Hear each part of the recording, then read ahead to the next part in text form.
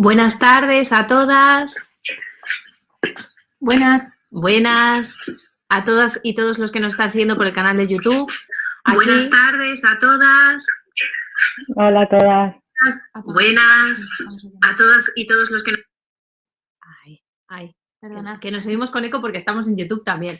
Ya lo hemos quitado. Se están conectando cada una de las autoras que nos van a acompañar esta tarde en la presentación de este maravilloso libro. Ya poco a poco vais a ver todas sus caras. Están un poco nerviosas, así que vamos a relajarnos todas porque estamos aquí para pasarlo bien, para disfrutar y para presentar esta joya que habéis hecho entre todas. Lo primero es gracias, muchísimas gracias. Primero por incluirnos a nosotras dentro del libro, pero desde luego por hacer este libro, que es maravilloso. Aquelarre, La emancipación de las mujeres en la cultura de masas, es un libro feminista. Y no puede ser de otra manera, porque precisamente el feminismo es ese movimiento que busca la emancipación y la liberación de todas las mujeres. Y estas autoras lo están haciendo en cada capítulo, yendo a cada producto de masas y contándonos claves para entender y herramientas para hacer nuestros análisis y nuestros productos feministas.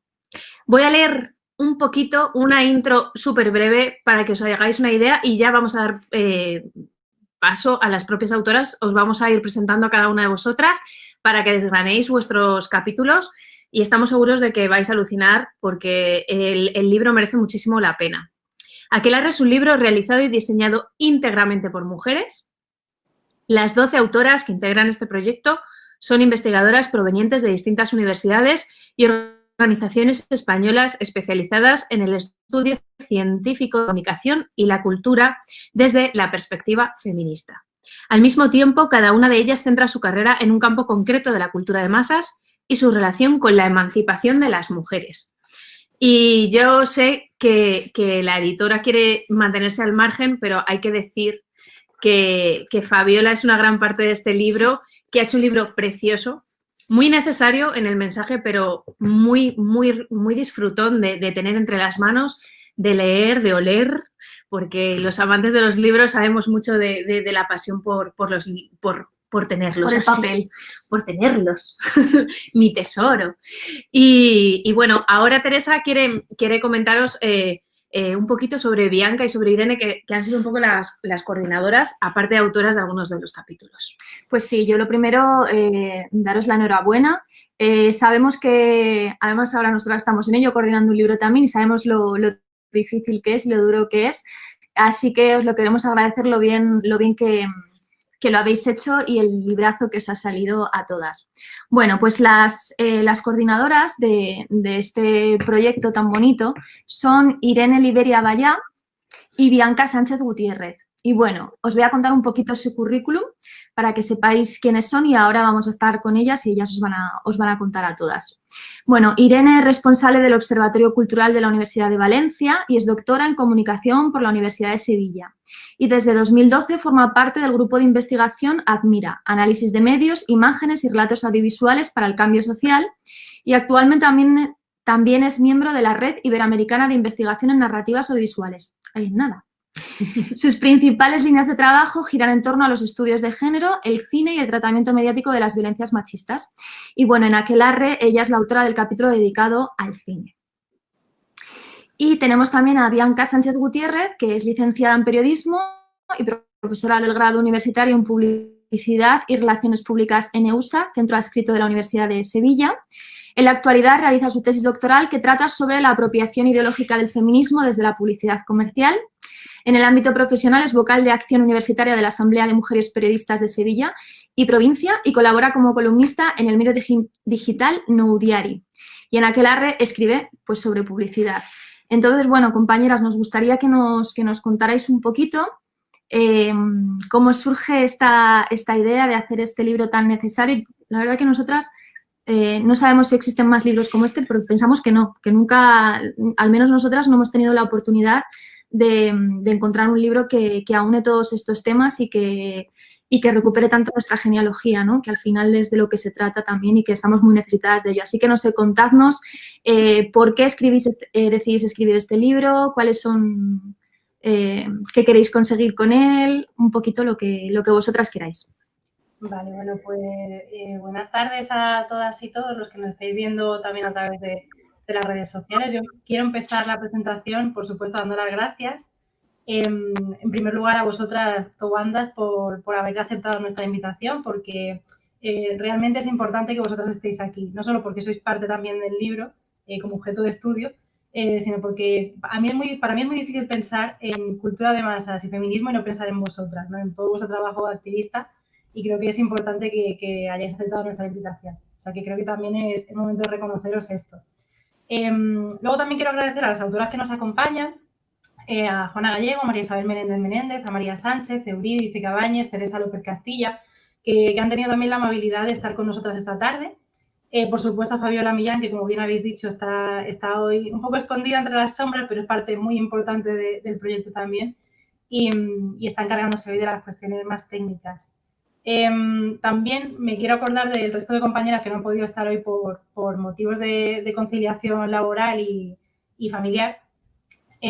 Por ejemplo, a Silvia Espinosa, que es la autora de Radio, a Belén Zurbano, que es compañera de María Sánchez en el capítulo de periodismo, a Mercedes Arriaga, autora del capítulo de literatura, y a Isabel Villegas y Celina Navarro, que son las autoras del capítulo de nuevos medios digitales. Y, por supuesto, extiendo también el agradecimiento a Pilar Medina, que es la directora de la colección de comunicación y feminismos de ATBO, y por supuesto también a nuestra prologuista, a Pilar Aguilar, que tuvo la gran amabilidad de hacernos el prólogo, además en tiempo récord, y me consta que está presente en algún momento por aquí. No sé si podrá aparecer o no, pero bueno, si se anima a aparecer, sabe que simplemente tiene que conectarse, que será un placer escucharla como siempre lo es.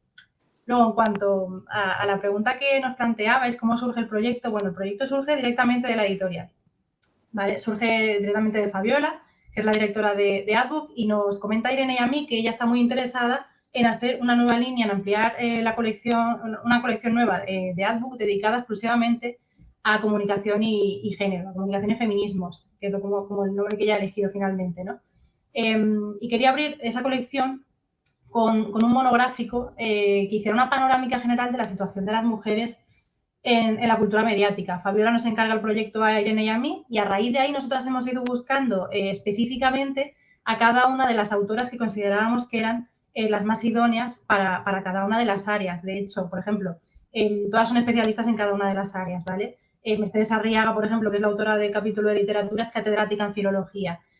María Sánchez Ramos, Belén Zurbano, Juana Gallego son periodistas y expertas y docentes, además, en el grado en periodismo. Se encargan del capítulo de periodismo y de revistas, respectivamente. Silvia, por ejemplo, también, que se encarga de radio, ella se doctoró con una tesis sobre mujeres locutoras, ¿no?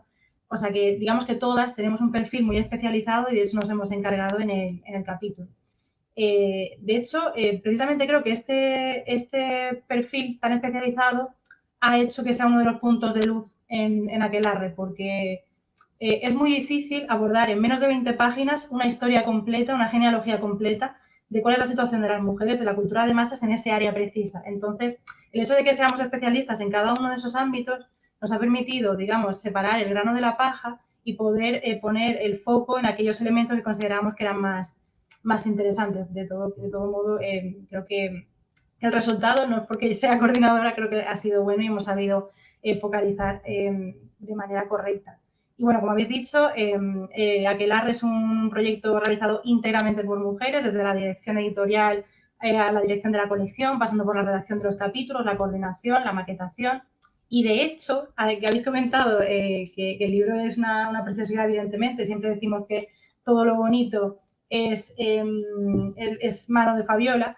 Sí que me gustaría detenerme un momento porque creo que hay que reconocerle el mérito que ella tiene, ¿no? O sea, Fabiola es el cuerpo y alma de AdBook y es una de esas personas que todo lo que hace lo hacen bien, ¿vale? Y aunque tenga un papel menor supuestamente en un proyecto, sabes que cuando aparece va a darle un toque de calidad alucinante. Además, yo admiro mucho a la gente que tiene ese nivel de creatividad que tiene ella. De hecho, no solo se ha encargado de la parte, digamos, burocrática, sino que también la parte de maquetación, la idea de vincular el libro a la cultura wicca, a la cultura de las brujas, también ha sido idea de ella, y demás. Entonces, el libro está lleno de detalles y yo me quiero quedar con uno en concreto. Cualquier persona que tenga el libro delante lo puede ver en la última página. aparece una pequeña inscripción que nosotras no habíamos visto. De hecho, no la vimos, no la descubrimos hasta el último día, que el día de antes de mandar el libro a imprenta, en la Galera de Azúcar nos dimos cuenta de que Fabiola había puesto en la última página una pequeña inscripción que voy a leer. Además, hay una brujita pequeña y la inscripción dice: este libro se terminó de imprimir en marzo de 2020, coincidiendo con el 52 aniversario de la muerte de Alice Guy Bichet, la primera directora de cine del mundo a la que siempre le negaron este reconocimiento. Yo creo que eso resume bastante bien el espíritu del libro. Pues Bueno, sí, hola. la verdad es que sí. Irene, Sí, que ¿me estás, que se corta un poco, sí. Cuéntanos tú. A mí me gustaría que nos explicaras precisamente esto que ha introducido Bianca, de por qué esta unión de proponer aquelarre y emancipación de masas, ¿por qué? Bueno, en primer lugar me sumo, por supuesto, al agradecimiento que ha hecho Bianca, a todas las que estamos hoy aquí y a todas las personas que han hecho posible este libro, y también, por supuesto, a las que nos estáis viendo desde YouTube. Como ha comentado ya Bianca, todo surge de la mano de la editora, de Fabiola, que confía en nosotras. Y yo quiero especialmente agradecerle a ella y a las autoras, porque nosotras contactamos con las autoras, algunas nos conocíamos, Bianca y yo nos conocemos a través de la Facultad de Comunicación de la Universidad de Sevilla, y algunas otras que también participan de la Universidad de Sevilla, pero la mayoría no nos conocíamos entre nosotras. De hecho, nos conocíamos a través de nuestros trabajos, algunas de nosotras, pero muchas no habíamos hablado nunca. Entonces, entrar a alguien que no te conoce de nada a invitarle a participar en un libro, pero evidentemente a pedirle en un trabajo, como sabéis bien, con unos tiempos siempre muy apretados y con todo el esfuerzo que eso supone. Y la verdad que ellas respondieron todas de inmediato muy bien y con mucha ilusión también. O sea, es como un proyecto colectivo, compartido y sentido desde el principio. Y bueno, quería simplemente agradecerles su generosidad. Y bueno, esperamos que esta sea la primera presentación, pero que podamos compartir con el resto de autoras que hoy no pueden estar aquí, otras. Y bueno, la idea tanto de los capítulos, aunque se ha ido modificando un poco pues por las vicisitudes que conlleva un proyecto así, pero desde la imagen y el propio título fue de Fabiola, y a partir de ahí fuimos consensuando. Una de las cosas, como habéis comentado ya vosotras, que también tenéis experiencia en esto, de la dificultad de coordinar un proyecto con tantas autoras, que además tan grande en el sentido de que trata temas que son muy amplios y, como decía Bianca, reducirlos, hacer una panorámica que te diga algo sustancioso en pocas páginas es muy complicado, pero eso hay que sumar las perspectivas distintas de cada una, tanto a nivel epistemológico, teórico, metodológico, dentro de sus respectivos campos, y también incluso de estilo, de escritura. Entonces, sí que les dimos al principio como una guía de una estructura genérica, pero adaptada luego a las necesidades de cada sector, ¿no? De cada ámbito de estudio y de cómo lo quisiera enfocar cada autora. Entonces, por la pregunta directa que me hacíais, sí que desde un principio tuvimos claro que aquelarre tenía que ser un libro sobre que recogiera estudios desde la perspectiva científica, del estudio científico de la comunicación y de la cultura, pero al mismo tiempo para nosotros el tono divulgativo era muy importante, porque aunque Adbook es una editorial especializada en comunicación de masas, en publicidad, en marketing y en comunicación, con un tono muy académico y muy científico, pero queríamos llegar precisamente también por el tema que tratamos, ¿no? Cultura de masas, queríamos llegar al público general que le interesa tanto la cultura como cuestiones de género y de feminismo, pero que no necesariamente es un público especializado ni un público académico, ¿no? Y bueno, creo que el proceso no ha sido fácil, pero creo que lo hemos conseguido, porque a mí me gusta decir que lo que hacemos es como abrir pequeñas ventanas a cada uno de esos mundos interminables para captar la atención y que las personas interesadas en cada uno de los temas en particular encuentren ahí los recursos y el hilo del que tirar para seguir profundizando. Y luego otra cosa que nos parecía muy importante es que evidentemente es, como decías al principio, un libro feminista, por lo tanto un libro con una intención política clara. Hacemos activismo a través también de lo académico. Y para nosotras es muy importante que esto se tenga en cuenta, porque además consideramos, como vamos a ver ahora en las pequeñas píldoras que vamos a dar de cada capítulo, que el tema de la representación, del discurso, del relato, del que ahora se habla tanto en política, es muy importante porque nos atraviesa, nos configura, y porque sin darnos cuenta ahí vamos aprendiendo muchas cosas, ¿no? Y con respecto a las mujeres todavía más. De hecho, hay una cita que a mí me gusta mucho de un libro de unos historiadores franceses, de Georges Duby y Michel Perrault, que es Historia de las mujeres en Occidente, que dicen que a las mujeres se las representa antes de describirlas o de hablar de ellas, y mucho antes de que ellas mismas hablen. Por eso nos parece tan importante abordar esas representaciones, ¿no? Para deconstruir las representaciones patriarcales y machistas, y también para darles voz a ellas cuando son sujetos creadores, para ver las representaciones que hacen del mundo y que hacen de sí mismas. Y también es un libro que surge un poco en respuesta a esa reacción conservadora, patriarcal, ultraderechista que estamos viviendo, que en parte es una reacción al triunfo del movimiento feminista y de la cuarta ola. Pues también queríamos que fuese una contestación a eso y una contribución a la reconstrucción de la memoria histórica de las mujeres y del feminismo. Pues lo habéis conseguido en gran parte. Nosotras, para ya abrir el análisis pormenorizado de los capítulos, queríamos aprovechar para citar justo el final del prólogo de Pilar Aguilar, que va justo en la línea de lo que estabas comentando ahora. El último párrafo dice: como ya apunté, para que los cambios y las nuevas realidades progresen, se necesita un relato, una representación, una épica, que las acompañen, propaguen, normalicen, difundan y ejemplifiquen. En consecuencia, valoro enormemente las aportaciones que hacen las autoras de esta publicación, y como soy feminista declarada, les agradezco enormemente sus trabajos, sus análisis, sus propuestas. Leerlas supone un gran placer intelectual. Pues nos sumamos, o sea, suscribimos las palabras, y ahora sí que vamos a aprovechar para hacer una breve intro de los capítulos y, bueno, en realidad, de sus autoras, porque las intros de los capítulos las vais a hacer vosotras. Para empezar... Empezamos con Juana. Sí, aquí la tenemos. Sí. Juana tiene que... ahí está, ahí ya la estamos. hemos encontrado. Bien, genial. Hola, Juana. Hola, Juana. Hola. Bueno, pues, ¿qué tal? Te vamos a presentar un poquito y ahora vamos contigo. Juana Gallego Ayala es profesora de periodismo en la Universidad Autónoma de Barcelona desde 1989. Su línea de investigación es género y comunicación, y ha dedicado casi todas sus publicaciones a este tema, desde el primer libro, que se tituló Mujeres de papel, sobre la prensa femenina en los 90, hasta su último capítulo sobre el tratamiento de la violencia de género en los medios, titulado En la senda de Ana Orantes, por un tratamiento ético de la violencia contra las mujeres. Y bueno, en Aquelarre escribe sobre las revistas femeninas. Hola, Juana, ¿qué tal? Cuéntanos un poquito acerca de este tema, acerca de las revistas, y cómo has vivido también este proyecto tan bonito de Aquelarre.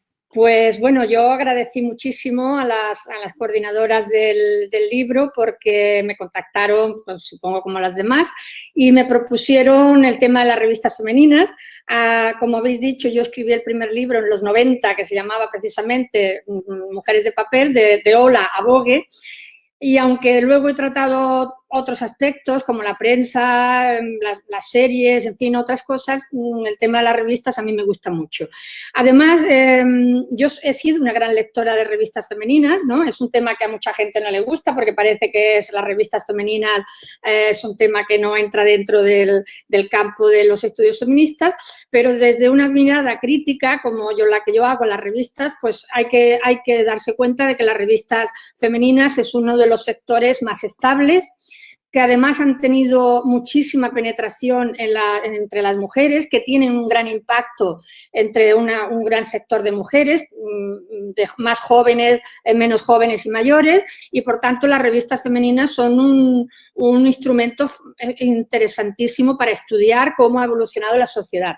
Las revistas femeninas, por otra parte, tienen una historia larguísima que se remonta a casi más de 200 años desde que empezaron, y, por tanto, se han mantenido a lo largo del tiempo muy, muy estables. Precisamente ahora es cuando están sufriendo una transformación que ya veremos a ver hacia dónde va, ¿no? Porque, claro, ha irrumpido la nueva situación de las revistas digitales, entonces el paso de la revista de papel a la revista digital ha provocado que este sector tan estable durante tanto tiempo también empiece a sufrir las consecuencias de la irrupción de este nuevo modelo de comunicación, ¿no?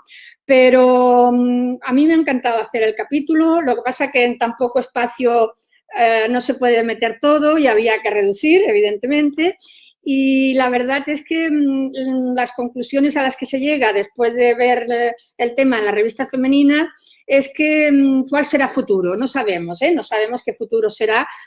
No sabemos si habrá reemplazo o recambio generacional de las mujeres que tradicionalmente leían la prensa femenina en papel y habrá un nuevo recambio que leerán revistas femeninas en la pantalla. Por otra parte, yo creo que hay unas generaciones muy jóvenes, mucho más conscientes de que la revista femenina se basa mucho en la belleza y la moda, que son los dos centros fundamentales, que además han dejado de abordar prácticamente todo tipo de temas y problemáticas sociales, ¿no? Que se centran mucho en estos dos ámbitos y que creo que se han convertido, como yo le llamo en el capítulo, más a un catálogo de moda y belleza que no a una publicación que intente concienciar un poco. Yo creo que es el modelo de mujer posfeminista, ¿no? Aquella que ya cree que ha conseguido todos los derechos, pero que en el fondo sigue prisionera de la belleza, del aspecto, es un mundo ideal, un mundo fantasioso que a mí me parece que no es evidentemente emancipatorio para las mujeres, ¿eh? O sea, es una modalidad que hay que estudiar y que hay que tener en consideración, pero me parece que es un mundo hedonista, ¿no? Un mundo de ficción cerrado a lo que es toda la problemática social de las mujeres reales. Por ejemplo, en este tipo de revistas no encontraremos prácticamente nada sobre violencia, no encontraremos nada sobre pobreza, no encontraremos nada sobre techo de cristal, no encontraremos nada de problemas, sino todo muy superficial y todo muy centrado en el culto al cuerpo, por decirlo así, ¿no? Pero bueno, es un sector que hay que considerarlo y tenerlo en cuenta y estudiarlo y saber cuál es su objetivo, ¿no? Y esta ha sido un poco mi aportación al libro. Muchísimas gracias, Juana. Es muy interesante el capítulo. Además, eso, como pones el énfasis precisamente en esto, ¿no? De revistas a catálogos. De verdad que sí que nos parece muy interesante porque al final los productos que consumimos las mujeres o que la cultura de masas quiere que consumamos las mujeres configuran un poco y mantienen la política de géneros de la que tanto hablamos las feministas. Así que de verdad que sí que es muy importante con un pensamiento crítico ir a lo que consumimos las mujeres. Muy bien. Gracias, de verdad. Gracias, Juana. Ahora nos tocaría ahora hablar con María Sánchez Ramos. A ver si la vemos por aquí. Ahí está. Ahí estamos. Hola. Pues, ¿qué tal? Hola, ¿qué tal, María? ¿Qué tal? Bueno, vamos a presentarte. María es periodista y profesora e investigadora predoctoral en la Universidad de Sevilla. Ya vemos las conexiones. Su tesis aborda la representación mediática de las violencias sexuales contra las mujeres. En 2020 recibió el Premio a la Cultura Joven Científica del Ayuntamiento de Sevilla por su trabajo de ontología periodística y violencias contra las mujeres, el caso de la manada. En su capítulo Las mujeres en el periodismo, reflexiones desde, para y por una comunicación feminista que firma junto a Belén Zurbano, incide en la forma en que los medios representan a las mujeres y en qué medida éstas participan en la creación de dichos discursos. Capitulazo también, ¿eh, María? Pues eso espero que les parezca a nuestras lectoras y lectores. Las mujeres en el periodismo, reflexiones desde, para y por una comunicación feminista, he realizado, como decíais, junto a la doctora Belén Zurbano, con quien también realizo la tesis. Desde aquí también la saludamos y valoramos su contribución, pero hay que conciliar también, la conciliación familiar, por supuesto, hay que defenderla también desde el feminismo y practicarla. Y en cuanto al capítulo, pues nuestra premisa ha sido partir de la incidencia que tienen los medios de comunicación, y en cuanto a lo que ya ha desarrollado Juana Gallego, nosotras nos hemos centrado en sí en los productos mediáticos en el ámbito informativo, noticioso, y hemos estudiado cómo las maneras en las que los medios desarrollan su discurso, hablan del mundo, van conformando nuestra mirada, pero también nuestras formas de entender la realidad y los imaginarios sociales colectivos. Y de ese modo no solo incidir en cómo nosotros somos, sino cómo es deseable que seamos. Y van delimitando, conceptualizando y dándonos un lugar dentro de la sociedad. Y al respecto hemos visto que la forma en la que los medios de comunicación nos representan inciden en la figura de la mujer a 3 niveles. En contenido, es decir, salimos en los medios de comunicación, cómo aparecemos, qué voz tenemos, cómo somos representadas. Después, en otro nivel que hemos estudiado sería el del encuadre o el framing, que es decir, desde qué marco de significación explícito se van configurando las noticias. O sea, por ejemplo, hacíamos una ejemplificación muy buena en el libro hablando de cómo se representa a la violencia contra las mujeres en el ámbito de la guerra, como para aprovecharlo desde un medio de comunicación puede ser vehiculado ideológicamente para apoyar la intervención bélica o por el contrario, para pararla. Entonces, estos marcos de significación también son muy interesantes. Y por último, pues nosotras mismas como relatoras de las noticias, la participación de las mujeres en los medios, porque cada vez más, y aquellas que hemos estudiado periodismo lo vemos en las aulas, un 65% de las mujeres somos las que estudiamos periodismo, doblamos al número de varones, pero después cuando llegamos a las redacciones, realmente vemos que no ocupamos en igual desempeño pues los cargos de puesto de dirección, y en cuanto también a las temáticas, las secciones, cómo se van feminizando. Entonces, en este sentido, hablamos de una pseudofeminización del feminismo, porque si bien hemos llegado a las aulas universitarias, todavía nuestra llegada a las redacciones y a los puestos de poder que van a incidir en las formas nuevas que necesitamos de hacer periodismo feminista están llegando de un modo pues más ralentizado. Sí. Y por último, en el capítulo también podemos encontrar pues un halo de esperanza. Hacemos como una visión general de cómo se encuentra la postura de la mujer en los medios de comunicación a nivel informativo, pero también damos pues un aliento a medios que han surgido nuevos a través de la revolución digital, como es el caso de Tikara Magazine, que es un medio ya consolidado con perspectiva feminista que valoramos en el capítulo.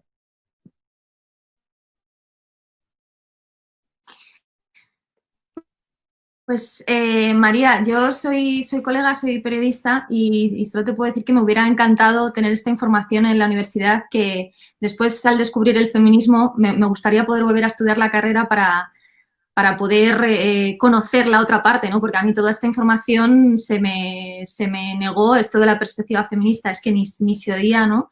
Y me parece muy interesante que se hable de que, bueno, esto de la feminización de los medios o del periodismo tampoco tiene nada que ver con que realmente sean más feministas, ¿no? O sea, que necesita una perspectiva feminista real, no que haya más mujeres, ¿no? Que también, por supuesto, pero que estemos formadas, que nos formen, que tengamos referentes también, porque yo también echaba de menos muchísimo en la carrera tener referentes de mujeres periodistas potentes, y ya si hablamos de mujeres feministas, pues más aún, ¿no? Así que yo creo que en el caso del periodismo, y ahora con todo el tema que estamos teniendo con la desinformación a nivel global, etcétera, creo que es más importante que nunca que tengamos un periodismo feminista. Así que agradeceros a ambas el capítulo. Me parece muy, muy interesante y muy, muy enriquecedor. Muchas gracias. Gracias a vosotras.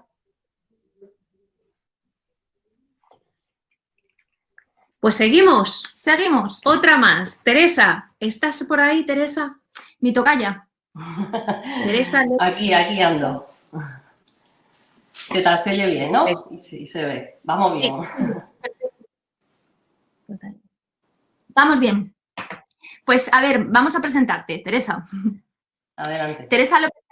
Perfecto. Teresa López Castilla es una musicóloga granadina que, tras doctorarse por la Universidad de La Rioja con una tesis sobre el activismo feminista por colectivos de mujeres en la música electrónica a nivel nacional e internacional, reparte su dedicación profesional entre la docencia universitaria en educación musical y la investigación en músicas populares urbanas desde la perspectiva de género.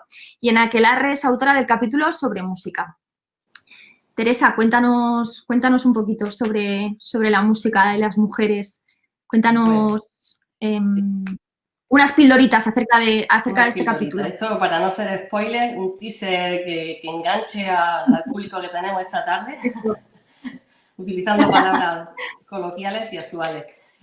Bueno, yo hilando con las compañeras que ya han presentado su capítulo, tengo que decir también que me llamó mucho la atención cuando leí el resto de capítulos, que sin conocernos y siendo de disciplinas totalmente distintas cada una, hayamos coincidido en el enfoque teórico, en los feminismos que utilizamos para analizar cada una la realidad que tocaba, ¿no? Yo en el caso de la música me centraba en dos casos de estudio. Bueno, planteo primero, ¿no?, esos feminismos según esa realidad. Efectivamente, encontraba unas representaciones, como bien ha dicho Irene, ¿no?, esa preocupación que hay o esa realidad de reivindicar o de usar, de vehicularnos nuestras luchas a través de... Estábamos hablando sobre el capítulo de música.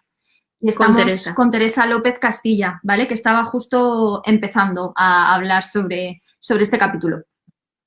Teresa, ¿nos oyes bien? Sí, creo que sí, que... Vale, estaba situándome porque he salido del canal de YouTube para poderlo seguir después. Y nada, estaba explicando eso, la conexión que tenemos todas las autoras con cada uno con su capítulo en el enfoque teórico, en los feminismos que hemos utilizado, ¿no? Y que en definitiva, pues en mi capítulo lo que trata de los accesos de la música, o sea, de las mujeres en la música popular, tienen que ver justamente con el cuerpo y la sexualidad, cómo se usa y cómo llega al mainstream esos cuerpos, esas sexualidades de mano de casos como, por ejemplo, Madonna, referente en la música popular como la reina del pop, y Rosalía, ¿no?, que es una novísima artista ya internacional en tiempo meteórico, como se ha lanzado, ¿no? Ambas tienen, en el capítulo planteo las conexiones que tienen con relación a este trabajo, que yo hablo de lucha individualista desde la meritocracia neoliberalista, palabrota suprema, y claro, con esto se plantea si realmente están haciendo una revolución sexual, están proponiendo nuevas feminidades o están cayendo en lo que se espera de ella, en esa cultura dominante, ¿verdad? Y heteropatriarcal, palabrota suprema, ahí quedan. Y bueno, la conclusión no es cerrada, está abierta, que cada uno se cuestione y de qué manera subvierten o transgreden con su sexualidad, con su exposición corporal y su mensaje. Bueno, en el análisis de su trabajo y de su música, yo utilizo, me remito a los vídeos musicales, por supuesto, y a los teasers que utilizan en Instagram, sobre todo Rosalía. Bueno, esa proyección que es tan hiper utilizada hoy en día, ¿no?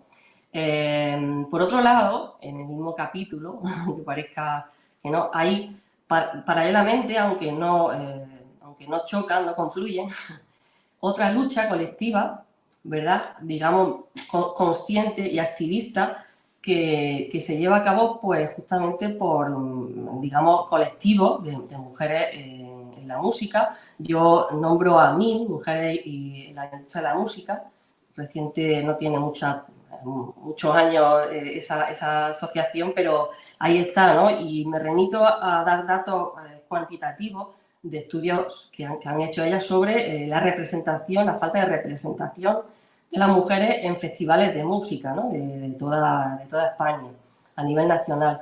Y bueno, también, pues, hablando de datos, también planteo algunos, cuáles son los factores de por qué esas mujeres no se representan, ¿no? O sea, no es que no haya, que no existan, sino que por qué no las llaman, ¿no? O no vienen a estar en el foco o en el circuito oficial de esos festivales, y sin embargo existen cuantísimos ya, ¿no? Festivales paralelos de mujeres en tal, mujeres en cual, siempre coincidiendo con el Día de la Mujer, ¿no? Tenemos tantísimos actos también.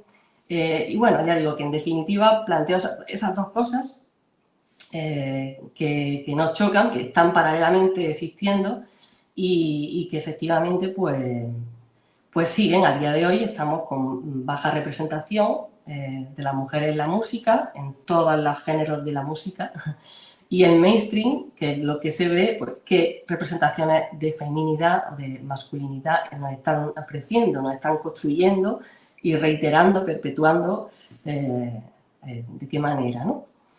Y ya no me enrollo más, yo creo que esperamos que no se corte otra vez. Sería eso. Muchas gracias, de todas formas, quería también decir por haber contado conmigo, que yo vengo un poco de rebote a este libro, porque mi directora de tesis me dirigió a vosotras, a Adbook, a Irene y Bianca, y bueno, me habéis recibido con mucha satisfacción y simplemente eso, daros las gracias, ¿de acuerdo? Bueno, muchísimas gracias, Teresa. Sobre tu capítulo, además, es que nosotras, que estamos todo el día en YouTube, vemos precisamente de lo que estás hablando, de la representación de las mujeres en la música. Yo todos los días me levanto por la mañana y lo primero que hago es ver las tendencias de YouTube. Casi nunca hay mujeres dentro de los 10 vídeos más vistos. En música tampoco. No somos las generadoras de contenidos ni las que tienen el poder en la industria, no. Pero es verdad, como dices, que también a través de la música se intenta utilizar el poco espacio que hay por mujeres que están introduciendo el discurso feminista como buenamente pueden. Es muy interesante la visión de tu capítulo y esa crítica sobre la utilización de la industria por Rosalía o de Rosalía por la industria. Bueno, está muy bien. Muchísimas gracias. Pues mira, vamos a continuar con el siguiente capítulo que tenemos también por aquí a la autora Isabel. Isabel, ¿andas por aquí? Hágase la luz. ¡Bien! Ahí estamos. Hola, Isabel. Ahí está. Hola. Isabel. Vamos a presentarte un poquito para que te conozcan todas. Isabel Menéndez Menéndez es profesora titular de Comunicación Audiovisual y Publicidad en la Universidad de Burgos. Es doctora en Filosofía y licenciada en Periodismo. Su carrera académica se ha centrado en el análisis feminista de las industrias culturales y, además, resultado de sus investigaciones, ha publicado más de, atención, 150 textos sobre televisión, prensa, cine o publicidad. Y aquí, en Aquelarre, escribes sobre televisión, sobre la cultura de masas de televisión y representación de las mujeres. Pues cuéntanos. Pues muy bien, pero antes de contaros, yo quiero dar las gracias de verdad a Irene y Bianca por tener el proyecto, por contar conmigo, que fue desde luego un ejercicio de libertad que siempre viene bien porque las académicas estamos sometidas a obligaciones de resultados que no son siempre escribir un libro rodeada de feministas y de amigas y de textos que arropan el tuyo propio porque le dan un contexto similar al tuyo, un poco como decían las compañeras, ¿no? Que todas al final tenemos una mirada desde el mismo lugar, aunque luego tengamos nuestras diferencias, con lo cual ha sido pues un lujo y un gusto hacer el trabajo. Gracias también a Fabiola, porque yo no conocía antes la editorial y si ya me dio como muy buena impresión todo lo que hablaba con ella, porque era una editorial todo con mujeres y con esta preocupación por las cuestiones de las mujeres y de feminismo. Cuando vi el libro terminado, pues casi caigo muerta porque es que es precioso. Y entonces, como estamos en diciembre y se van a hacer gastos para regalos, es que incluso si alguien no lo quiere leer, le vale para adornar. Es maravilloso por fuera, es maravilloso por dentro, y luego después está el conocimiento que aporta, que obviamente es muy importante, ¿no? Pero de verdad que se agradece mucho un trabajo que bebe de una herencia secular, ¿no? Que es hacer libros hermosos y bueno, ese mimo que se ve en cada página, de esas brujitas, que para las mujeres pues tiene también un componente simbólico muy importante. Me encanta que tu banda haya querido presentar el libro, que acaban de estar en Burgos con nosotras por el Día de la Violencia, y fue también pues un momento muy bonito. Y bueno, sobre el libro, como digo, me permite entrar en diálogo desde el punto de vista académico, pero también no académico, con amigas que están ahí, que nos conocemos de hace muchos años, como Juana Gallego o como Pilar Aguilar, y con otras amigas nuevas que no nos conocíamos antes, pero que a partir de ahora pues compartimos este viaje, ¿no? Que es el aquelarre. Así que bueno, yo encantada, y como habéis dicho, la solicitud que me hicieron fue hacer el trabajo sobre televisión, y me encontré con un problema no poco importante, y es que la televisión, desde un punto de vista feminista, pero también desde cualquier otro punto de vista, es el único medio que tiene dentro de sí a todos los demás. Entonces, en la televisión podemos encontrar todos los medios, todos los formatos, todos los discursos: cine, ficción, información, publicidad, redes, música, todo lo hay en la televisión. Entonces, yo, como no quería solapar lo que iba a contar con ninguna de las compañeras, pensé que uno de los formatos típicamente televisivo y con muchos problemas desde una crítica feminista era el hiperreal, y por eso elegí hacer el capítulo específicamente sobre este tipo de programación cada vez más numerosa en las televisiones, no solo de nuestro país, sino en otras, ¿no? Y entonces, bueno, decidí hablar del hiperreal, y dentro del hiperreal elegí, en la parte más práctica del capítulo, abordar el programa Cambio Extremo, que ya no está en la pantalla, pero que es también un poco paradigmático de muchos otros que sigue habiendo, ¿no? Y sobre todo porque recogía este programa todas las preocupaciones que tenemos como académicas respecto a la televisión, que muchas veces se denomina telebasura, ¿no? Que es esta televisión de entretenimiento caracterizada por la frivolidad, por un lado, por un exceso de hedonismo, un poco como decía Juana en las revistas, en esto se lo comparten, pero también por un nivel de sensacionalismo que probablemente es el mayor de todos los medios de comunicación de masas, el que hay en este tipo de programas, que por eso y no por otra cosa suelen llamarse telebasura. Esto era una preocupación como académica, como docente de comunicación audiovisual, y luego estaba claro, como feminista también me interesaba, y me parecía que el hiperreal era el espacio más adecuado para pensar, porque es uno de los lugares que las feministas hemos identificado como espacio de reproducción de violencia simbólica, en diferentes campos, pero sobre todo en lo que yo llamo, que me haya leído algún texto, uso muchas veces la metáfora de las golosinas visuales.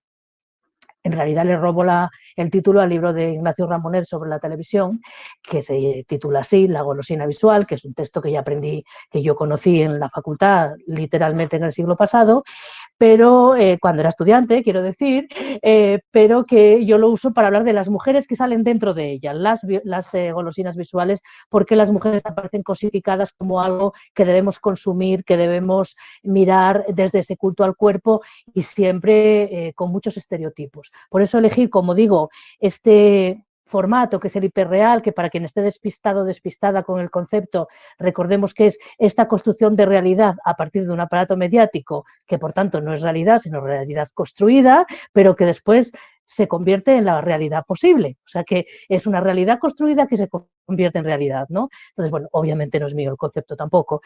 Sí que creo que para quien lea el capítulo, lo dejo así para despertar interés, porque de lo que se trata es de que compréis, regaléis y leáis muchísimo el libro. En mi capítulo hablo sobre todo de lo que alguna autora ha llamado la liturgia de la humillación. En programas como Cambio Extremo, las mujeres especialmente, puede haber algunos hombres, pero sobre todo las mujeres están introducidas en un contexto que yo llamo sufrir para salvarse. Y por tanto, yo creo, ahí lo dejo, leedme, leed a mis compañeras, y como me quiero ajustar a tiempo, aquí lo dejo para que os queden las ganas de leerlo. Muchísimas gracias. Gracias a ti. Mira, la verdad es que me ha recordado ahora escuchándote y hablando acerca de la televisión, nosotras estamos también produciendo una obra de teatro que es acerca de la violencia sexual contra las mujeres, se llama Sextoy y está basada en testimonios reales de un laboratorio dramatúrgico con varias actrices y cada una escribió su texto y tal. Y en todas las, a la hora de hablar de la niñez, ¿no? En cómo nos habíamos construido como mujeres, ¿no? En esa construcción de la feminidad impuesta, etcétera, siempre salía el tema de la televisión y los productos televisivos que habíamos consumido cuando éramos pequeñas, ¿no? Desde las mamachicho, los concursos de belleza, por ejemplo, de una compañera en Venezuela, lo importante que había sido en la construcción de nuestra propia personalidad cuando éramos pequeñitas, ¿no? Entonces, ahora, justo que estabas hablando de estos, del hiperreal, etcétera, pues me ha venido a la mente solo lo que lo quería compartir y, por supuesto, súper interesante, súper necesario que lo analicemos también como una forma de violencia contra nosotras, ¿no? Simbólica y que tiene unas consecuencias reales en nuestras vidas. Así que muchas gracias, compañera. Y ahora que nos toca, a ver. Eurídice. Eurídice, ¿dónde estás? Qué nombre más bonito. Aquí estoy, gracias. Hola. A ver, no te vemos. Ahora ya sí. Bueno, pues Eurídice Cabañes Martínez es doctora en filosofía, codirectora de Arts Games, profesora en varias universidades, game designer y comisaria de exposiciones. Y todo ello siempre jugando y siempre desde una perspectiva de género. Y en Aquelarre, pues firma el capítulo dedicado a los videojuegos. ¿Qué tal? ¿Cómo estás? Pues bien, la verdad que fue un reto tratar de reducir también pues todo eso en un capítulo. Va a ser más un reto tratar de reducir ahora el capítulo en 5 minutos, pero lo voy a intentar. Dentro de todas las áreas, todos los medios que el libro visibiliza pues desde una perspectiva de género, creo que el videojuego quizá es el medio más masculinizado y donde más problemáticas encontramos. Quizá porque también es el más reciente y esas luchas pues quizá toman tiempo y vamos un poco atrás en este área. Lo analicé un poco desde varias perspectivas, teniendo en cuenta por un lado la representación de la que hablábamos al principio de la presentación del libro, que es tremendamente importante y que si imaginamos el mundo del videojuego como un país, sería un país en el que solo el 20% de los habitantes serían mujeres, ¿no? También es normal si pensamos también desde dónde se hacen, porque los videojuegos pues básicamente también se hacen principalmente por hombres, que también si volvemos a la estadística en España, el año pasado había un 15% de mujeres en la industria, que el año anterior era un 17%, es decir, ha bajado. No es como esta curva ascendente que pensamos que siempre los derechos se van adquiriendo cada vez más, sino que también es algo que puede ir hacia atrás. Es normal también si pensamos que no solo la representación es escasa, cuando existe esa representación también es tremendamente sexualizada, muy estereotipada. Perdón, no sé si se escucha todo ese ruidero de afuera. ¿No?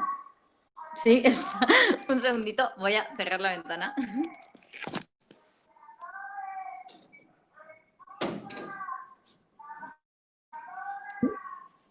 No sé si están viendo chuches, esa golosina de la televisión de la que nos estaba hablando Isabel. Todo el rato igual. No sé si ahora mejor un poco, espero que sí, pero bueno, estoy mucho mejor, ya nos callamos. Aquí es ruido sobre todo el lugar, pero bueno, decía que pues también esa representación suele darse muy estereotipada, muy sexualizada. Entonces, desde la propia imagen que se ve en los videojuegos, pues las niñas ya es algo que pues van a sentirse de alguna forma excluidas porque no encuentran representaciones como ellas. Además, también culturalmente, socialmente se tiende a regalar pues juguetes tecnológicos o tecnología a los niños y todavía muy poquito a las niñas. Entonces, como que eso también forma parte de este sesgo y que evita que las propias niñas acaben después cursando estudios tecnológicos y acaben diseñando esos videojuegos. Vemos también a lo largo del capítulo algunos problemas muy graves dentro del mundo del videojuego, como el acoso en los videojuegos multijugador online, que es tremendo. Recientemente dio una conferencia Débora López Rivas en unas jornadas que organizamos de derecho al juego digital, que también se puede encontrar online, y dio las estadísticas de acoso internacionales y la verdad es que eran de espantos. Os invito a ver el vídeo porque son niveles como del 80% de acosados, o sea, niveles muy, muy, muy fuertes que a mí me dejó temblando. Ojalá hubiera tenido esos datos cuando escribí el capítulo.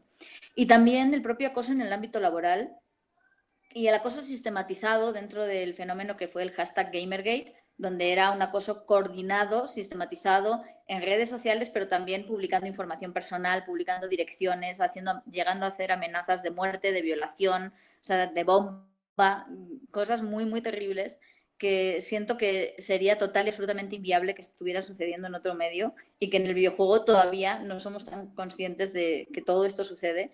Y es uno de los medios predominantes de este siglo, entonces es muy importante centrar la perspectiva de género sobre este medio tan tremendamente masculinizado.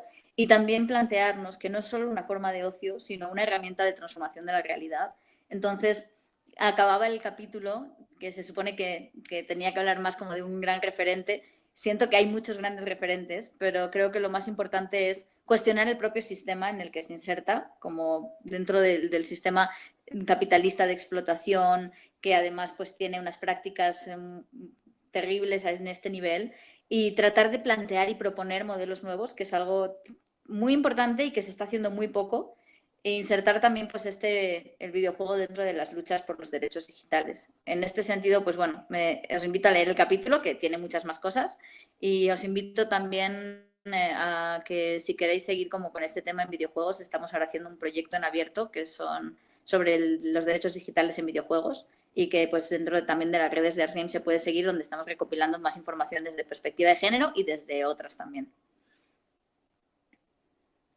Qué maravilla, Eurídice, y qué necesario este capítulo, porque realmente nosotras que estamos trabajando constantemente con adolescentes y con niños, y especialmente en este año, en el que ha habido dos industrias que han aumentado su consumo ampliamente, una es la pornografía y la otra son los videojuegos, porque este confinamiento masivo ha creado yonkis, yonkis virtuales. Más yonkis y más yonkizados, ¿no?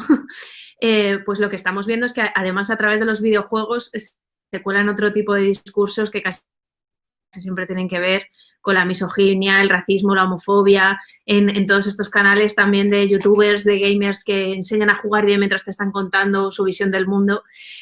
Y en contraprestación hay muchas mujeres cada vez más intentando llevar otras realidades, porque lo genial del mundo del videojuego es que es un potencial creador de mundos posibles.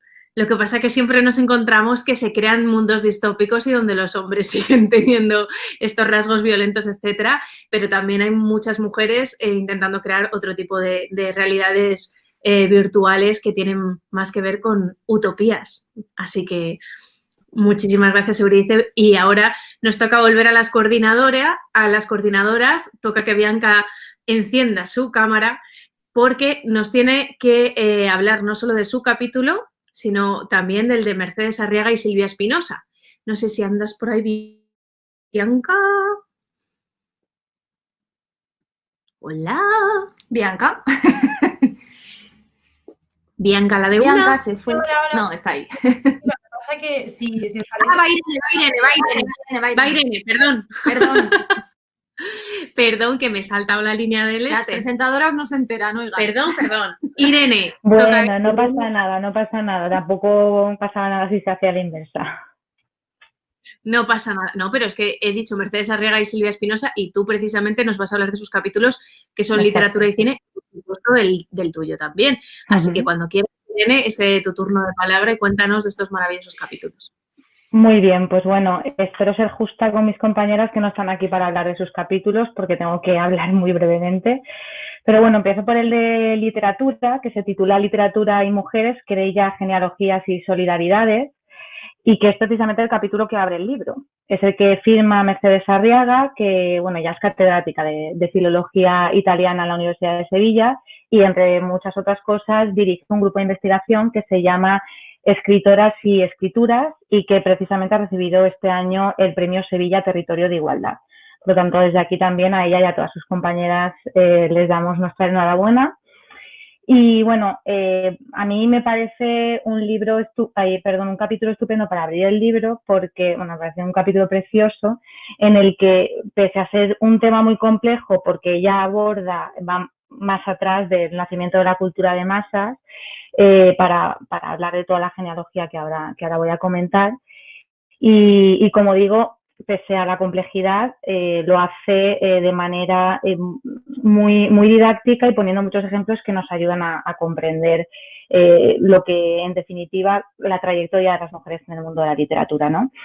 Ella se centra en la historia de las literaturas española, italiana y francesa y lo hace para poner de manifiesto todos los mecanismos de exclusión que las escritoras han sufrido durante toda la historia para extraerlas, ¿no? Para no darles cabida en el sistema del canon literario, y además lo contrapone a todas las herramientas que ellas han utilizado para luchar para entrar en ese canon, ¿no? Para ser sujetos de pleno derecho como escritoras. Entonces, en esta visión que, como digo, es muy amplia y muy elocuente y muy didáctica, nos demuestra que la historia de la literatura está íntimamente ligada, en el caso de las mujeres, a la querella de las mujeres como debate y acción de afirmación femenina que todavía hoy, en pleno siglo XXI, todavía tiene mucho camino por recorrer. Y en este capítulo, como digo, me parece apasionante, nos explica algo que creo que es muy importante, y que es que en esta historia de afirmación de las mujeres como sujetos de escritura y no como personajes, que es lo que todas y todos tenemos en el imaginario, lo que nos ha llegado a través de la historia, ¿no? Pues como digo, esta historia de afirmación de las mujeres como sujeto no es una historia individual, como nada en el feminismo, ¿no? Sino es una historia colectiva. Y lo digo con sus palabras porque lo expresa, como digo, de manera preciosa. Dice: cada escritora, defendiendo su derecho a tomar la palabra y a expresarse por escrito, establece al mismo tiempo el derecho de todas las demás a romper el muro del silencio en el que las mujeres se han visto confinadas.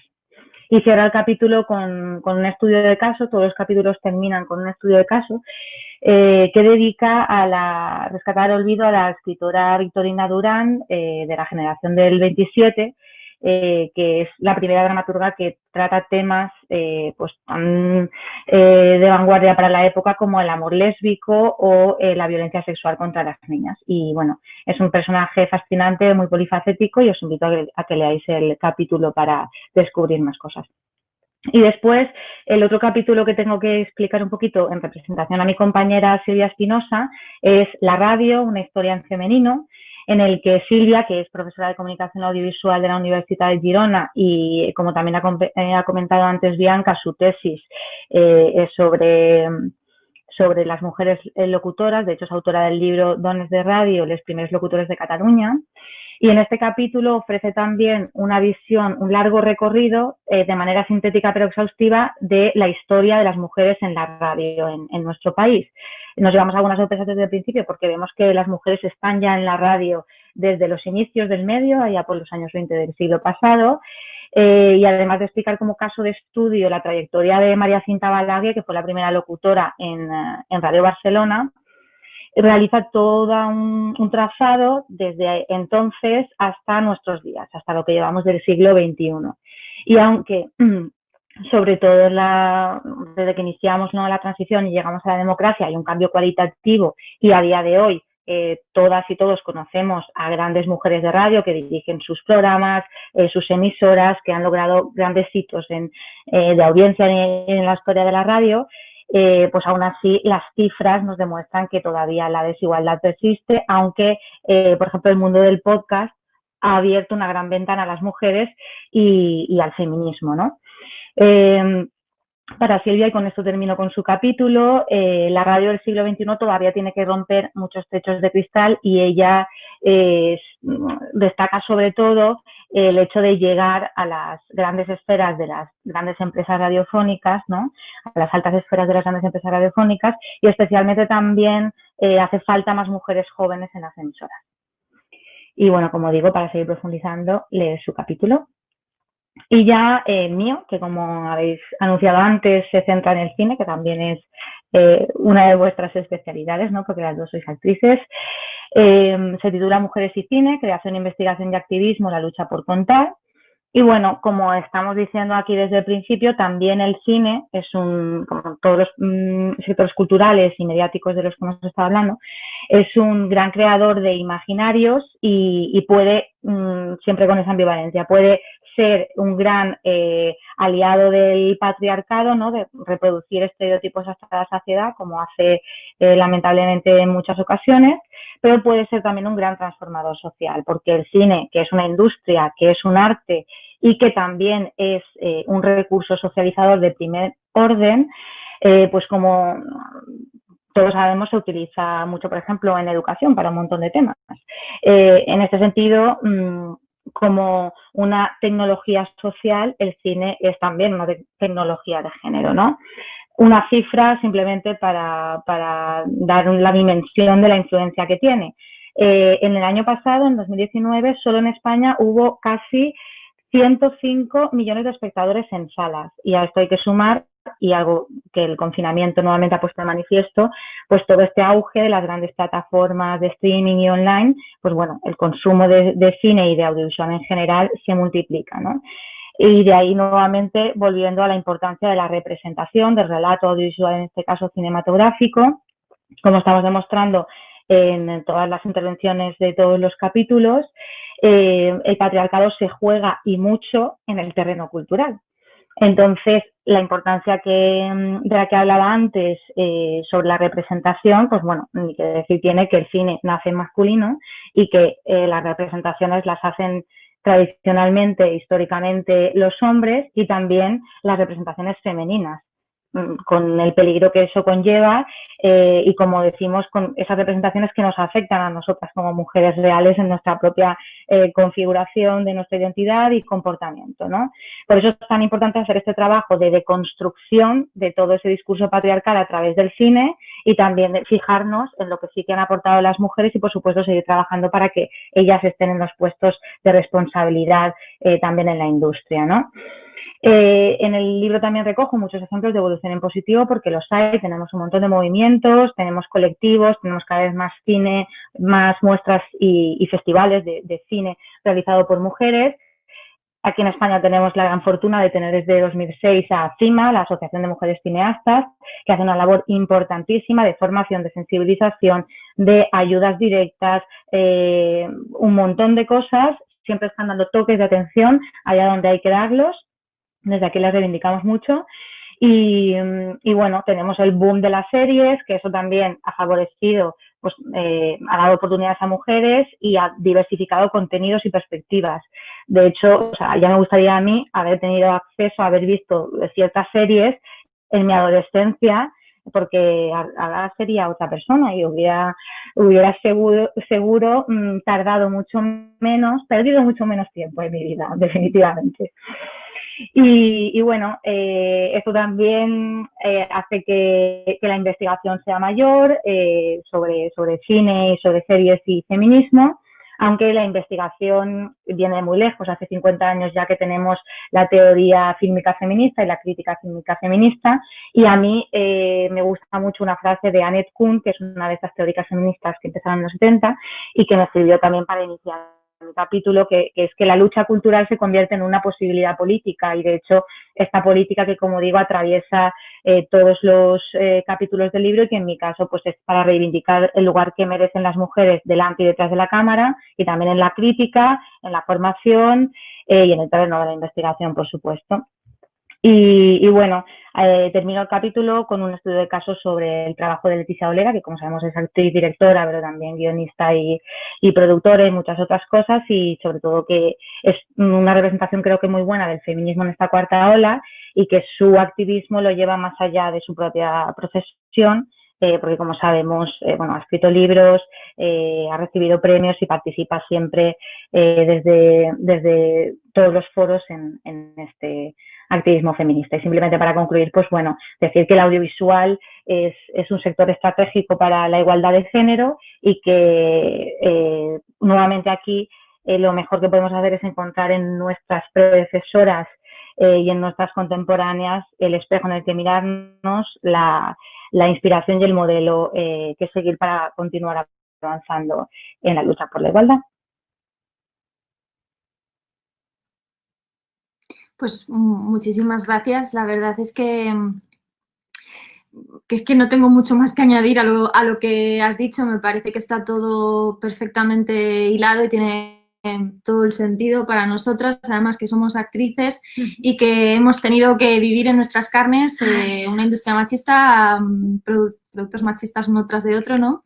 Y la verdad es que nuestro sueño sería poder hacer algún día cine y que todas las mujeres también, cineastas, etcétera, se quitaran ese síndrome de la impostora tan malo que tenemos muchas mujeres, ¿no?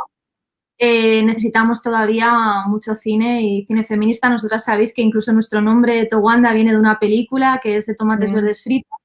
Imaginad lo que supone para nosotras, ¿no? Que era una película, solo teníamos esa y alguna más, ¿no? Pero bueno, que esa es como la película que se quedó en nuestro disco duro, que cuando nos preguntaban ¿cuál es tu película favorita? Pues nosotras, tomates verdes fritos, y no sabíamos ni por qué, ni ponerle nombre siquiera, ¿no? O sea, no teníamos ni las herramientas como para saber por qué nos gustaba esa película y por qué las películas más neutras, ¿no? Pues nos aburrían, ¿no? A mí me pasa muchísimo que yo a veces decía, no me gustan las películas de superhéroes, no me gustan las películas de acción. Me he dado cuenta que no es que no me gusten, es que lo que no me gustan es que están hechas por hombres, para hombres, hablando de hombres, cosas de hombres. Entonces, yo la verdad que... por todos lados. Totalmente.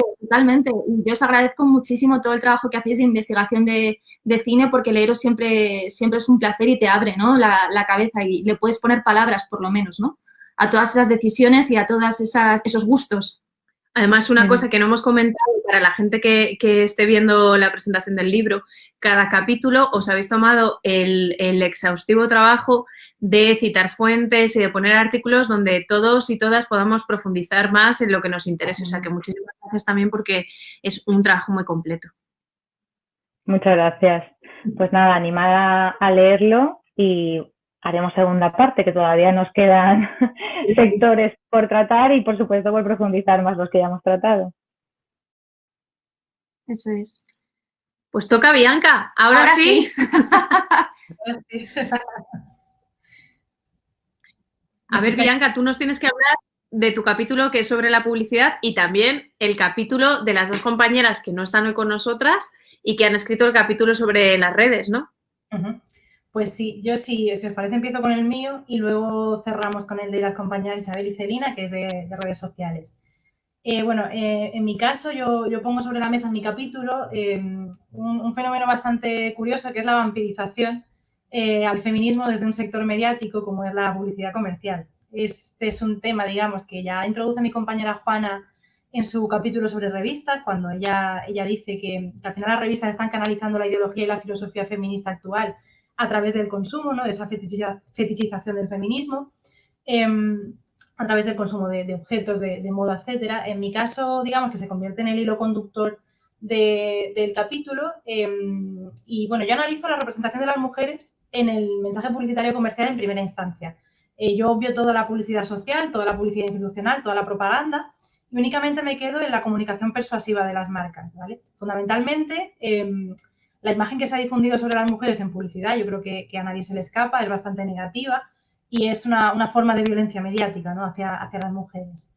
Con la publicidad pasa una cosa muy curiosa, que es que es un ámbito de la comunicación tan delicado, sobre todo por su potencial a la hora de generar conductas, de formar nuestros valores y demás, que ya ha tratado tan mal históricamente a las mujeres que a día de hoy tiene que contar con legislación que le ponga límites para que no se pase, ¿no? Que le diga hasta dónde puede llegar a los anunciantes y a las agencias de publicidad.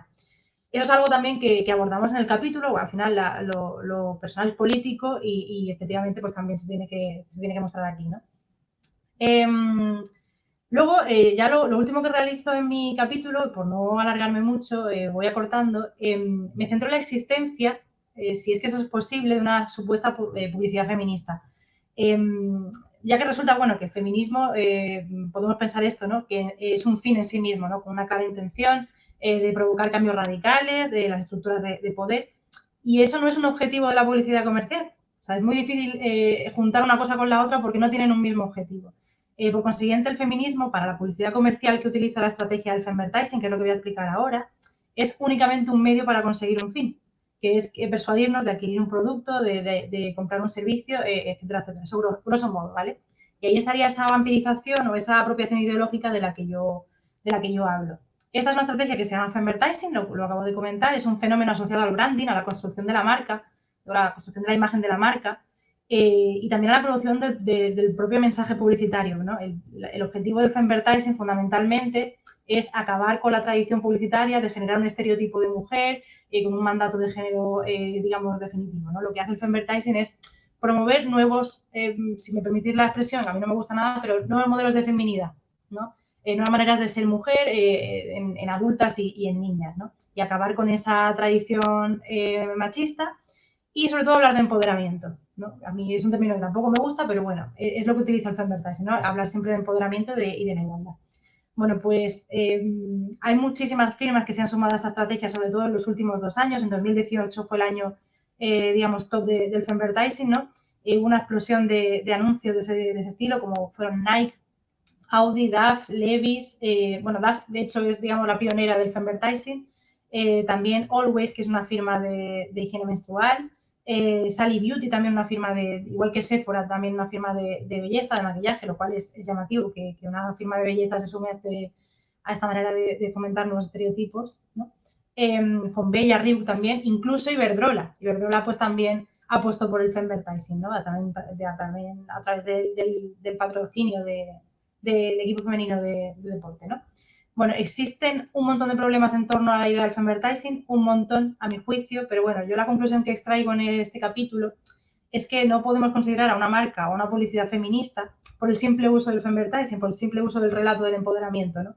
Porque, por ejemplo, esta estrategia ha servido a anunciantes tan poco feministas como es el Salón Erótico de Barcelona, ¿vale? En 2018-2019 utilizan la estrategia del femvertising en sus campañas, las podéis buscar en YouTube, que están, además son muy vistas, que se convirtieron en viral porque lo hacen muy bien, las cosas como son, a nivel técnico son campañas magníficas, a nivel ideológico pues presentan muchos problemas, ¿no? Y utilizan la estrategia del femvertising simplemente para hacer lo que yo considero que es blanquear la imagen de una industria pornográfica que tanto daño nos hace a las mujeres, como vienen denunciando las feministas desde hace décadas y particularmente vosotras en los últimos meses, ¿no?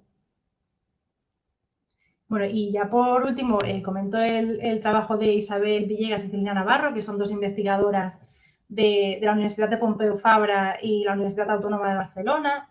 Ambas están especializadas también en redes sociales, en nuevos medios digitales, y ellas analizan en el último capítulo del libro la relación entre el feminismo y las redes sociales. Y yo creo que este es un capítulo tremendamente interesante porque sienta las bases para un debate muy, muy pertinente, que es en qué medida las redes sociales y el ciberespacio en general nos están ayudando a alcanzar el objetivo de la lucha emancipatoria de las mujeres, o si realmente son espacios que reproducen dinámicas habituales patriarcales, ¿no? O sea, las mujeres, yo creo que en el fondo, y vosotras lo sabéis mejor que nadie, seguimos siendo en redes sociales objeto de violencia y por consiguiente, bueno, cabe preguntarse si realmente es sobre todo lo que reluce o si las redes sociales no están perpetuando esas dinámicas violentas contra nosotras, ¿no? Por un lado, es lo que establecen las autoras, las redes sociales son las grandes herramientas impulsoras de la cuarta ola. O sea, no se puede entender la cuarta ola feminista sin entender el potencial de las redes sociales, a través de la denuncia del Me Too, del Time's Up, ¿vale? También en España tuvimos casos similares con el caso de Juana Rivas. Todo eso sirvió para poder visualizar un problema y una problemática que nos preocupaba a la mitad de la población mundial y a lo mejor alguno más, ¿no? Y bueno, el caso de estudio que utilizan las compañeras, y por eso quería cerrar este capítulo ahora, es vuestro caso, el caso de las Towanda Rebels, nuestra maestra de ceremonia, y que además sois 2 activistas que empleáis las redes sociales para precisamente conseguir eso tan difícil, ¿no? Que es hacer pedagogía de la teoría feminista. Isabel y Celina realizan un repaso por la actividad de nuestra maestra de ceremonia, ¿no? Por la actividad digital, de las diferentes campañas que han abordado y que han hecho en redes sociales, y también hablan de las luces y las sombras, en el caso de las Towanda, de ciberactivismo feminista, ¿no? De lo que esas sombras además pesan por toda la ola patriarcal reaccionaria que nos ha venido de vuelta como un boomerang.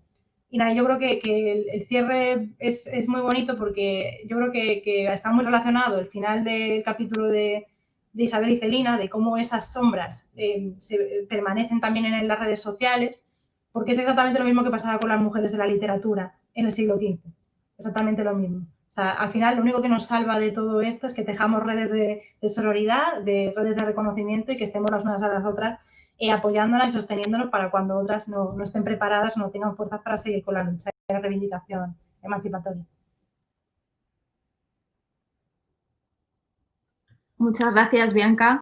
Y bueno, agradecer a Isabel y a Celina pues que contarán con nosotras, con nuestro proyecto para este final, para hablar además de la utopía, una palabra que a nosotras nos gusta mucho, que resuena mucho con lo que nosotras pretendemos hacer y con nuestro trabajo en las redes, etcétera, y siempre se agradece, de verdad, se agradece de corazón que hayáis contado con nosotras para estar en el libro. Nos hace muchísima ilusión. Yo cada vez que cojo el libro y veo que estamos ahí, de verdad que me pone súper feliz, y también por haber contado con nosotras para estar aquí de maestras de ceremonias. Y respecto a lo que estabas diciendo, efectivamente, al final las feministas de hoy somos las mismas que en el siglo XV, da igual, es exactamente lo mismo, es la misma lucha.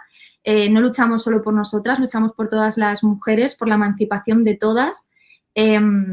Y bueno, la palabra es lo más revolucionario, ¿no? Ya sea escrita, ya sea como sea, ¿no? En canciones, en películas, el relato, ¿no? La construcción del relato. Entonces, de nuevo, agradeceros este libro maravilloso que inspira, que es inspirador. Creo que necesitamos todavía mucha inspiración por parte de otras mujeres, tener referentes, rescatar la genealogía, que estamos muy huérfanas de genealogía feminista, de genealogía de mujeres que, si bien no eran feministas porque, bueno, pues todavía no se hablaba de feminismo, pues lo eran, ¿no? Igualmente en lo que hacían. Y bueno, esto de la cuarta ola creo que es representativo de lo que está pasando hoy aquí, ¿no? Que estemos todas conectadas a través de la tecnología, pero hablando sobre un libro, hablando sobre feminismo, varias mujeres a la vez, y me parece maravilloso, la verdad. Sí, yo he disfrutado por partida doble el libro, ahora estar con vosotras y conoceros y veros las caras, así que os voy a pedir que encendáis todas la cámara ahora para este momento final, para volvernos a encontrar, a ver si podemos encontrarnos todas, a eso es. En realidad, si tuviéramos que hacer un breve resumen de lo que ha sido esta presentación entre todas y de todas vuestras propuestas, sería imposible. No se puede resumir. El único resumen posible es: hay que leer este libro, hay que regalar este libro, hay que regalar genealogía, hay que regalar épica y hay que regalar feminismo.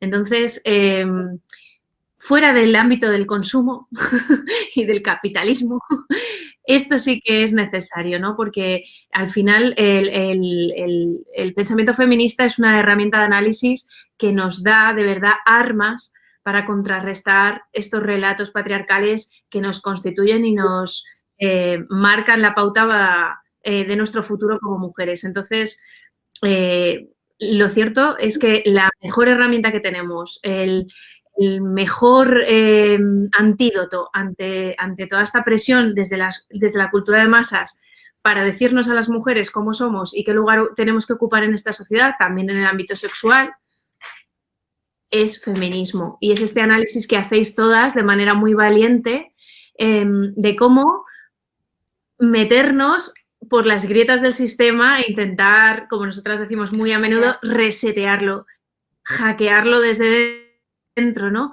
Que creo que es un poco lo que todas intentamos y por eso creo que habéis propuesto de manera muy inteligente que los medios de culturas de masas deben de estar así, atravesados por la perspectiva feminista y necesitamos más mujeres y mujeres feministas en ellos.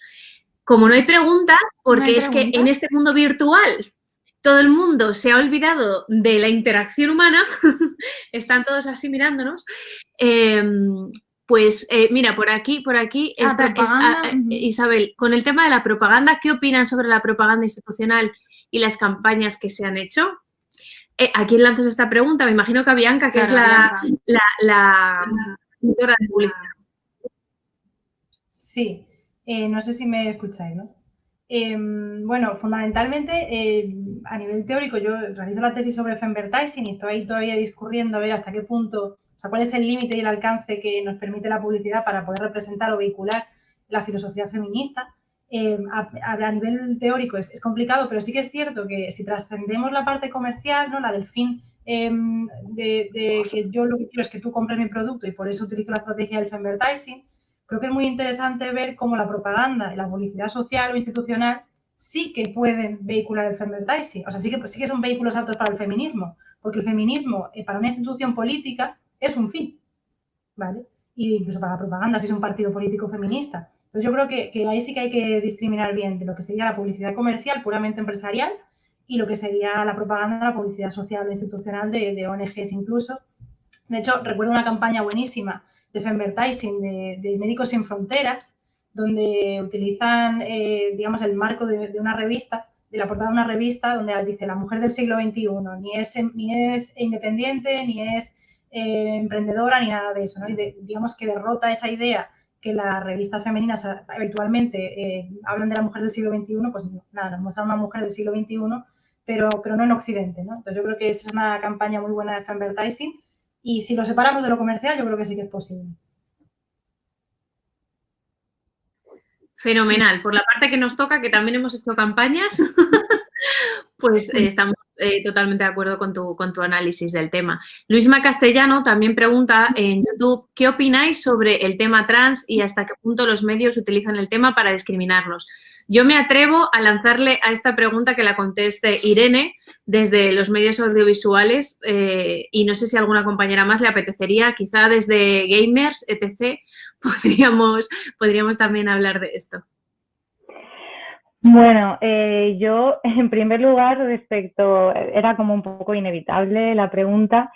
Yo sinceramente yo preferiría que nos centráramos en los temas que tratamos en el libro, porque el libro no va sobre eso, no lo abordamos en ningún momento, cada una tiene su visión diferente o algunas coincidimos en algunas cosas, otras no.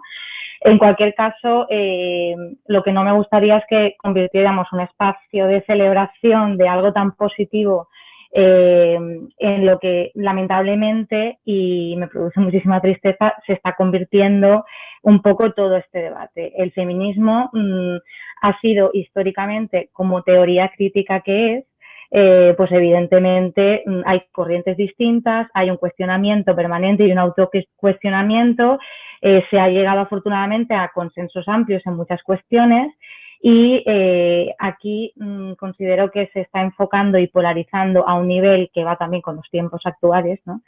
Que a las primeras que perjudica es a nosotras, o sea, que erosiona un movimiento que en los últimos años habíamos conseguido que fuese, y que lo es, un movimiento hegemónico a nivel nacional y a nivel internacional.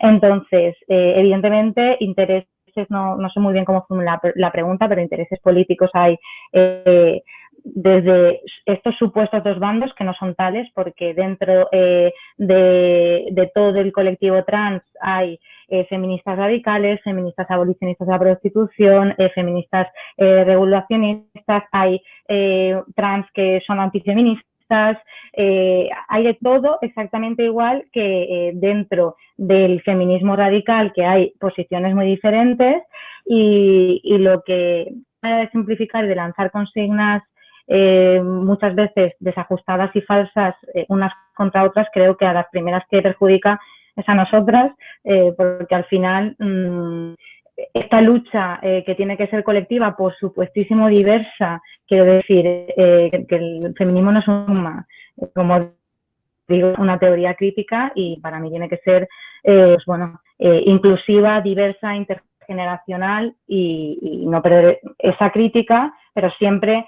desde la construcción, ¿no? Desde que podamos conseguir algo juntas. Y por supuesto hay partes de la lucha trans que para mí son claramente partes de la lucha feminista, otras que no, igual que dentro del feminismo hay luchas que nos atañen más o nos sentimos más interpeladas unas que otras. Entonces, pues bueno, yo sinceramente no es algo de lo que me gustaría polemizar aquí. A lo mejor vosotras pensáis de otra forma, por supuesto, adelante, pero aquí me quedo. En realidad, en el videojuego La verdad Sí. es que no lo metí en el capítulo, pero porque pues no daba tiempo a meter todo, pero sí es cierto que hay algunos estudios, muy poquitos, que normalmente se enmarcan dentro del tema LGTB y más, que sí incluyen esto, ¿no? Donde muestran, por ejemplo, que tanto la transexualidad como la homosexualidad y estas cosas sí se han mostrado históricamente y generalmente, o sea, no en todos los casos, pero sí se han mostrado mucho, o bien como villanos relacionado con psicosis o cosas así, o bien se han mostrado ridiculizándolos de alguna forma como para poner el lazo cómico, o como por ejemplo en Larry, el videojuego, hay un momento donde, o sea, Larry es un videojuego donde tienes que ligarte chicas todo el tiempo y es como muy como humorístico, grotesco, y hay un momento donde te ligas a una y descubres que en realidad pues tiene pene y hay un momento donde empieza a vomitar, o sea, como que hay partes muy grotescas de la representación que por suerte están cambiando. Hay videojuegos independientes muy interesantes al respecto, como en integración de personajes complejos transexuales, como por ejemplo está Dysphoria, que se escribe con un 4, que es de Anna Antrophy, donde narra en primera persona su experiencia con terapias de reemplazo hormonal. Entonces, desde el principio del juego se afirma que no pretende ser la experiencia de nadie ni narrar la experiencia de nadie, sino que nada más va a narrar su propia experiencia. Y creo que es uno de los juegos que más se alaban y de los que más se hablan, porque te pone en la posibilidad de empatizar con un proceso a través de, como vivirlo a través del videojuego, ¿no? También luego hay estudios que tienen personajes súper diversos en general a nivel de género y muy complejos, que se llama Deconstructing, que ya pues el propio nombre dice mucho y que recomiendo también jugar mucho sus juegos. Nosotros mismos y mismas hicimos un juego donde, o sea, como de laboratorio ciudadano, donde invitábamos a personas con sexualidades no normativas a plantearse sexualidades no normativas en el videojuego, y generamos homo zapping, donde no sale explícitamente la transexualidad, pero sí se aborda, por ejemplo, el caso de la intersexualidad, que es muy invisibilizado, de personas que no nacen siendo hombres o mujeres médicamente o biológicamente, sino en algún rastro in between, o sea, entre medias, o ambas, ¿no? A la vez.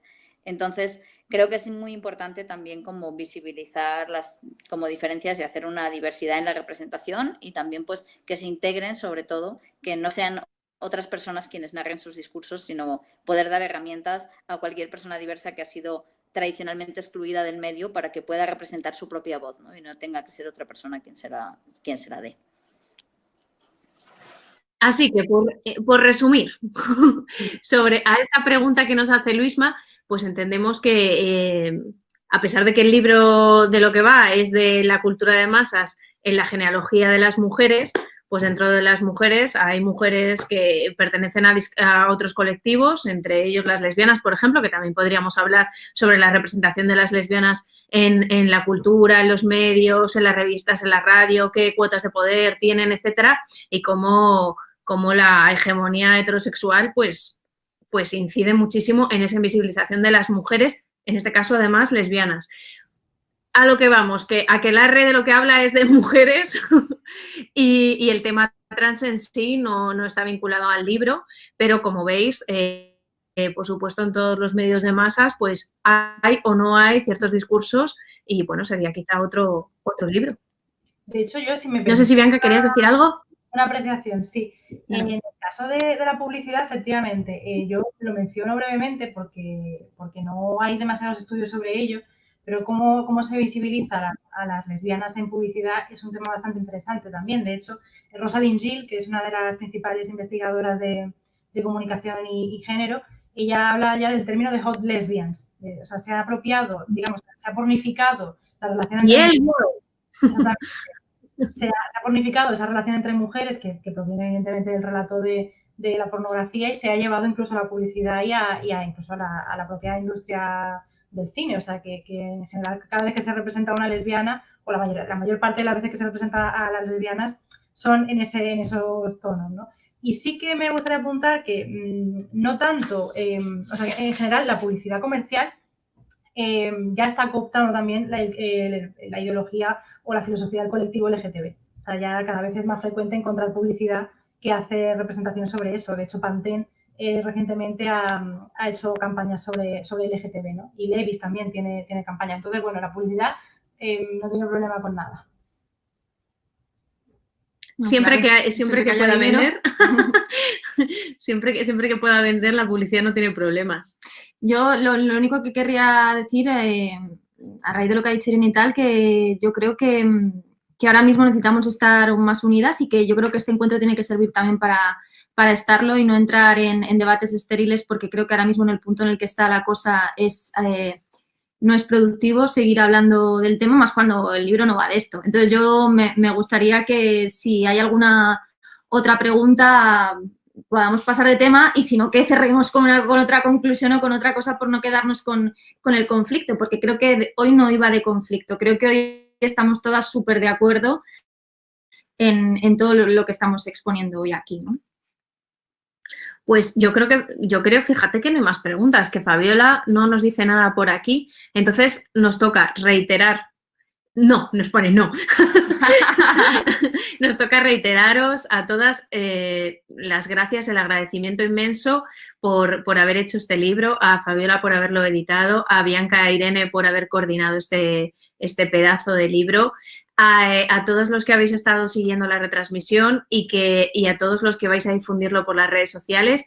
Hemos sacado ya ideas para hacer bastantes posts en Instagram, siempre os citaremos a todas, acostumbramos a hacerlo y para darle difusión a este libro. Y sí que nos gustaría, pues, no sé, no lo hemos comentado, pero aparte de las hermosas ilustraciones y fotos que acompañan el libro, pues hay una dedicatoria que acompaña el libro nada más al principio, y yo creo que esto es precisamente una idea